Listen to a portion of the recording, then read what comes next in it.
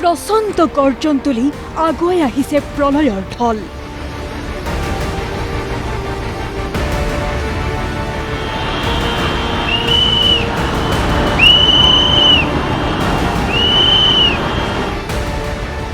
প্ৰাণ ৰক্ষা কৰিবলৈ মৰণপণ দৌৰ মানুহৰ। তেওঁলোক বাচিল নে?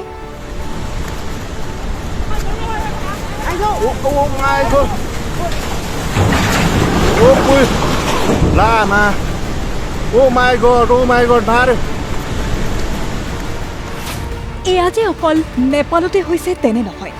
ভাৰত চৰকাৰ সাজু নহ'লে একেই প্ৰলয়ে ধ্বংস কৰি পেলাব পাৰে উত্তৰ ভাৰত।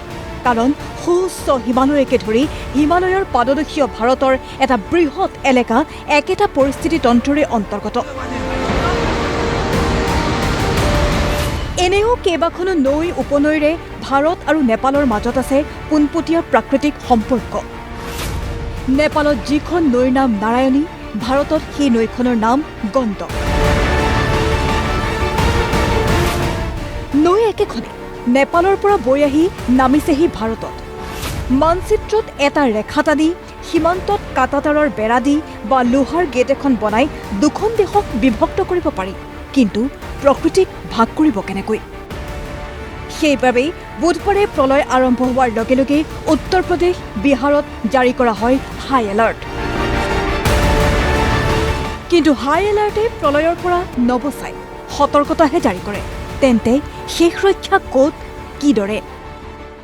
नेपाल हो, भारत हो और कोई भी एशियाई देश हो, ये बात सबको समझनी पड़ेगी कि जिस तरीके से हमने अपने पर्यावरण और प्रकृति को बर्बाद किया है, जंगलों को काटा है, पहाड़ों को खोद के सुरंगें बनाई हैं, सड़कें बनाई हैं, उसकी वजह से प्राकृतिक आपदाएं आप देखिए पिछले एक दशक के बहुत ज़्यादा बढ़ी हैं।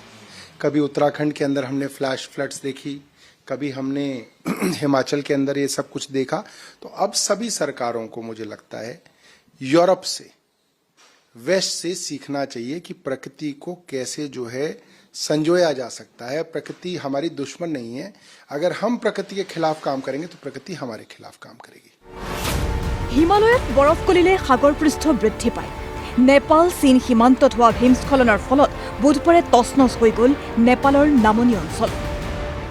এইবাৰ বাৰু চীনৰ পানীয়ে বিহাৰ অথবা উত্তৰ প্ৰদেশত প্ৰভাৱ নেপেলালে একো, কিন্তু পূৰ্বে বহুবাৰ নেপালৰ পৰা বৈ অহা ঢলে তাণ্ডৱ চলাইছিল ভাৰতৰ নেপাল সীমান্তৱৰ্তী ৰাজ্য দুখনত।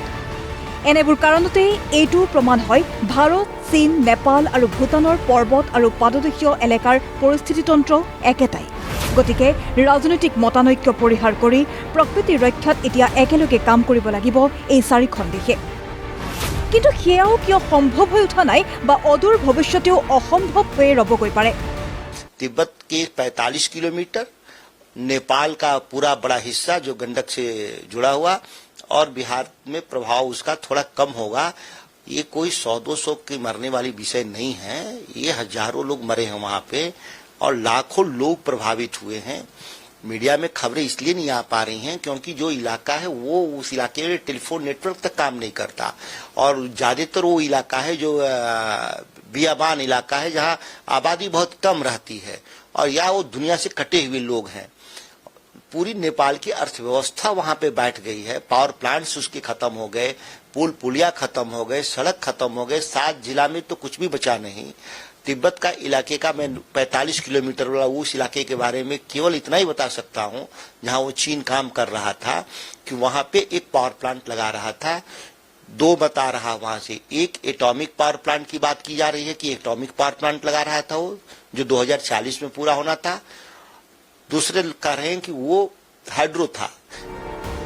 বুধবাৰে প্ৰলয়ৰ এই ঢল কঢ়িয়াই অনা নেপালৰ ভৌতেকচি নৈখনৰ পানী আহি পৰেহি নাৰায়ণী নৈত, অৰ্থাৎ ভাৰতৰ গণ্ডকত। হিমালয়ৰ শিখৰত যদি আকৌ কিবা এটা হয় তেন্তে উত্তৰ ভাৰত প্লাবিত হোৱাটো নিশ্চিত। উত্তৰ প্ৰদেশৰ মুখ্যমন্ত্ৰী যোগী আদিত্যনাথে সেই প্ৰশাসনক সৰ্বতো প্ৰকাৰে সাজু হৈ থকাৰ নিৰ্দেশ দিছে। নিউজ ডেস্ক ৰিপৰ্ট, প্ৰতিদিন টাইম।